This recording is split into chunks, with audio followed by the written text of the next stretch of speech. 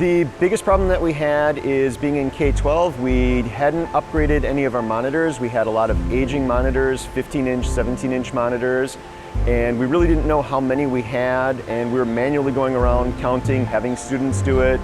And as soon as we would do the counts, within a few months, we'd replace some, they'd be out of date.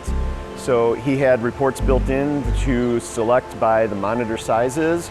We'd run the reports and spit that out and knew exactly which machines we needed to upgrade at that point. So it was pretty much a no-brainer. The software paid for itself almost immediately. Doing one count for our 6 schools took probably at least a week to go through and make sure we had an accurate count and then compile all the data, know what rooms they're in and everything. And with our naming conventions and the reporting, it takes about 5 minutes to run through and do all of that now.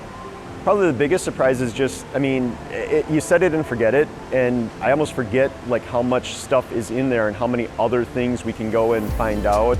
Get the demo. If you have any issues, any reporting type things that you need, and you're trying to either manually count or manually create the reports, it's probably worth it. The reports are probably already done, and just get a demo and check it out.